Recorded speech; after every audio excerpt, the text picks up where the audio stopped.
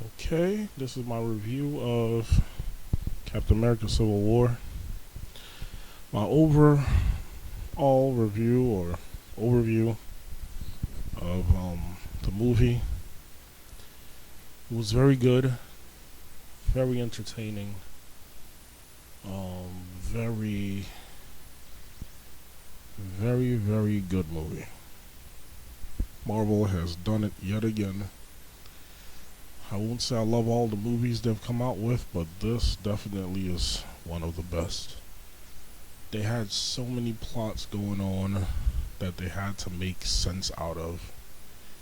It wasn't convoluted or jumbled up like some recent movies have done. Just amazing movie. Amazing movie. I love the introduction of Black Panther. I think he was handled pretty well. I actually kind of got emotional when his dad died. Spoiler. You know, just a few scenes he had with his father, you could see they had a great relationship. They had a good reverence for each other, and it was kind of painful to see him die. And I totally understood why he felt so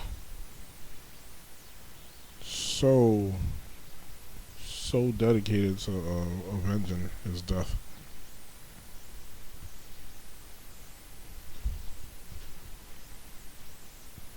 I love his suit, love the way he moved. Captain America was, I mean, the way Chris Evans plays him, it's like he gets better with each movie. He gets better. And there is no clear cut wrong or right. I mean, I probably leaned more towards Cap's side before the movie came out. But then during watching the movie, I was like, you know what? Iron Man, his side, you could see a logical reason why he would be going his way, because it's as if both the point of views flipped through these movies. In the beginning, Captain America was more the government. You should have oversight, and Iron Man was always the rebel. He was like, you can't have my technology. It's just mine. I'll do what I have to do to keep people safe, but you won't tell me what to do. But going through the movies, with all the times Earth got attacked and all the collateral damage and things he caused, Iron Man, like creating Ultron, it made sense for him to be like, you know what, maybe someone needs to have oversight over me or over us.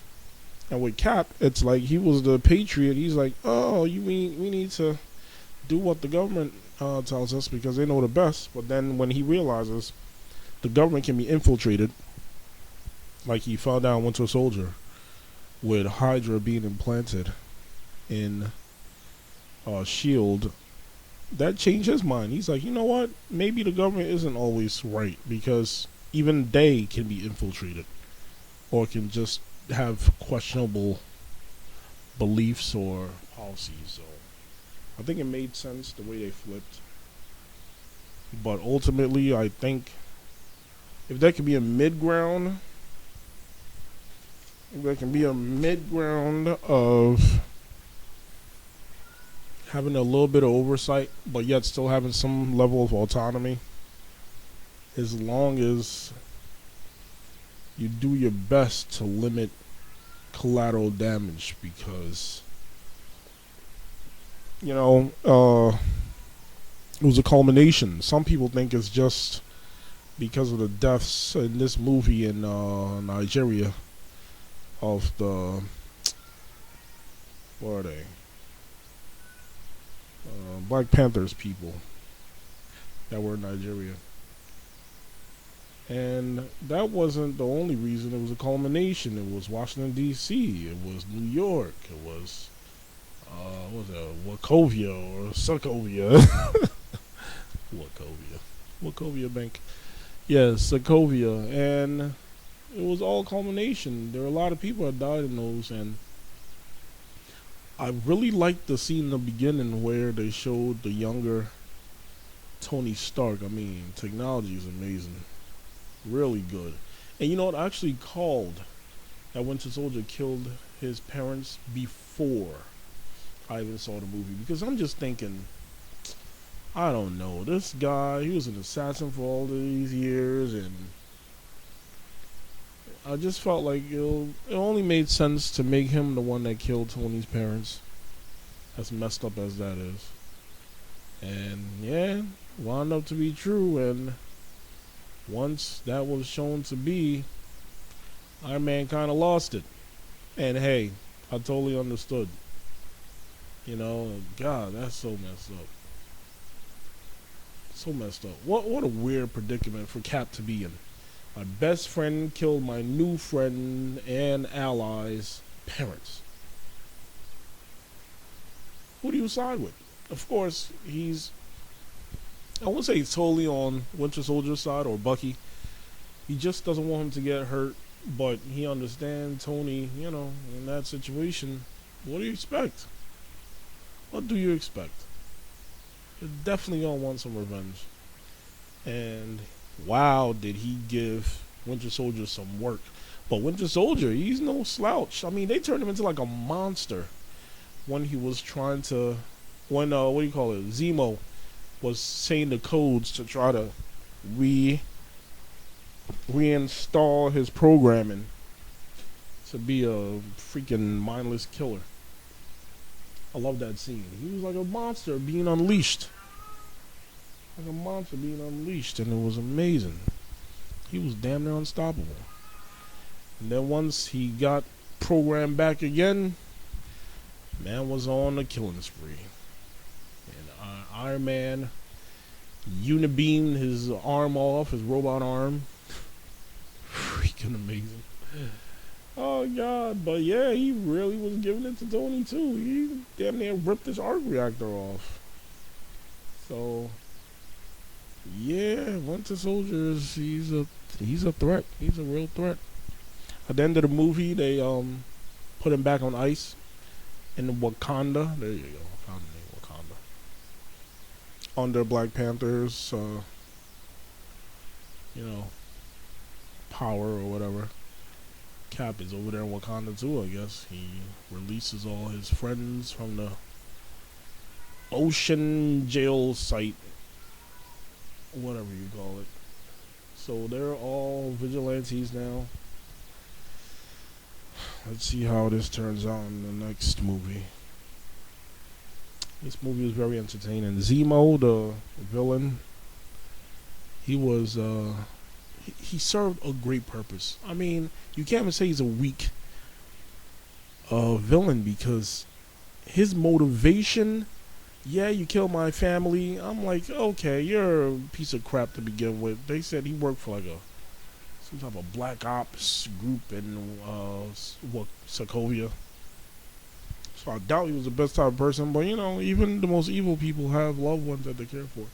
So his motivation was to destroy the Winter Soldier, to have them have a rift within the group and have them kill each other, because clearly he's not strong enough to kill any of them, which makes sense. So that's the type of smart villain that can work better than a physically imposing villain. That's a thinker. That's the type that kills you without even lifting a finger to fight you. That's one of the most dangerous villains, and I really like the way they played him. Very good. Very well played. Very well played. Very well played. The fight at the airport. Oh, talk about a thing of beauty. Mwah. Beautiful fight. Beautiful fight. Everyone got their time to shine. Ant-Man went big. He went big, and then Vision went through him, which was a funny scene. He's like, oh, something just entered me. Something entered me. Too funny. Too funny. Spider-Man. Oh, Spider-Man. What a delight. I mean, he did feel kind of shoehorned into the story, because, like someone mentioned in the review, they're like, Iron Man's team is pretty much like uber powerful compared to Cap's team. The only person that's probably a real threat on his team, power wise, is Scarlet Witch. And she's not really gonna kill any of the good people. So, but you got Vision. This man's like a freaking robot god, and Iron Man. He's powerful as hell with his damn suit. Who else do you have there? You have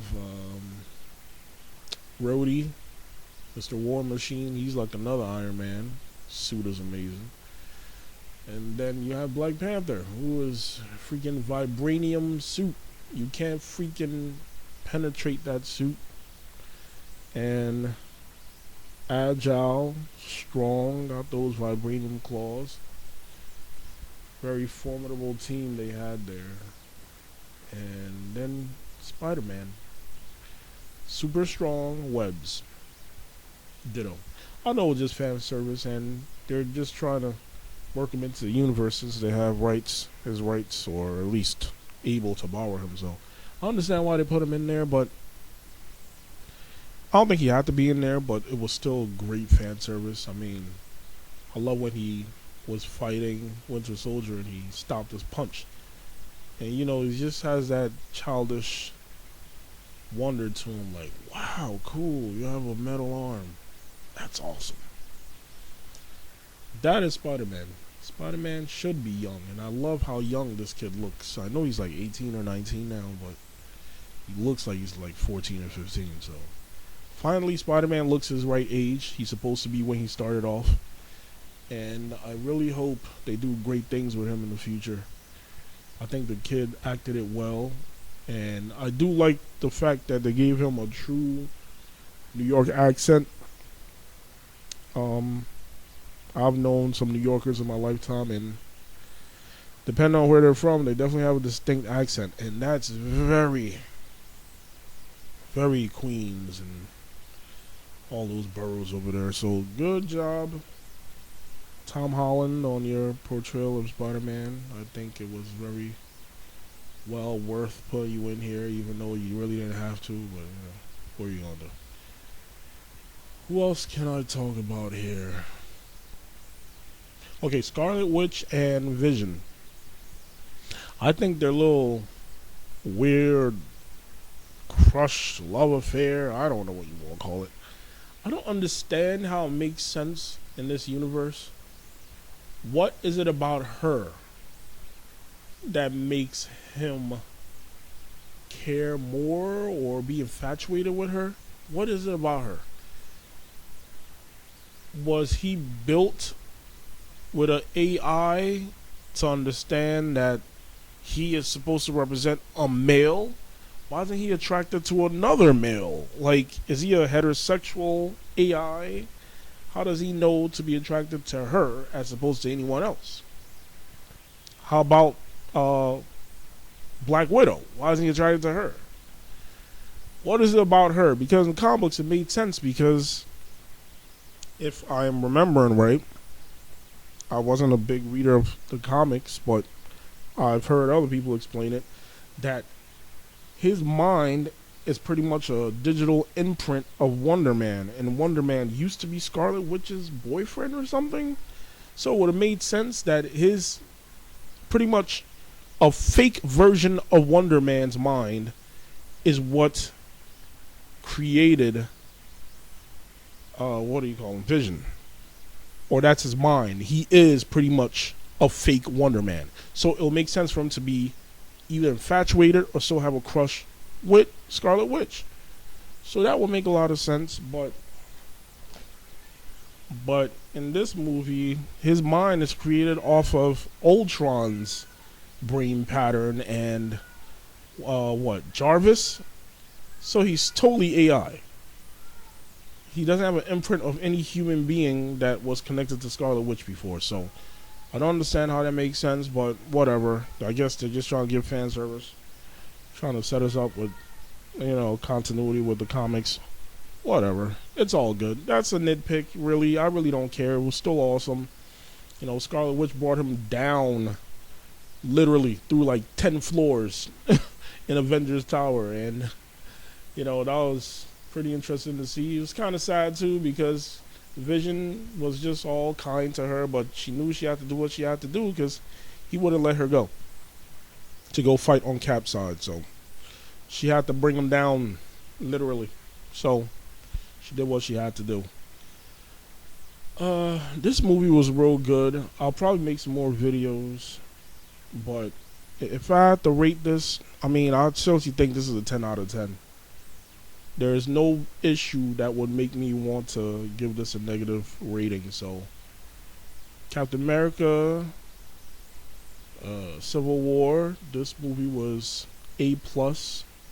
I mean, it's damn near a perfect movie, if not perfect. So, a lot of elements that to juggle. I hate comparing it to BVS, but it pretty much had a similar plot line as far as dealing with parents, legacy, revenge, and it was handled way better in this movie. So I don't know what DC has to do to figure out the formula, but Marvel's got it down. And I hope they give us more of these great films. And the Russo brothers, great job, people. Gentlemen, you did a great job. Please continue. I hope they helm the rest of the join franchises from now on, because they really have a great handle on the storyline and just handling a lot of plots and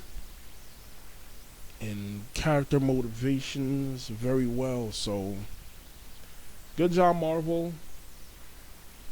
I await the next installment of your universe, and you have not disappointed me greatly yet.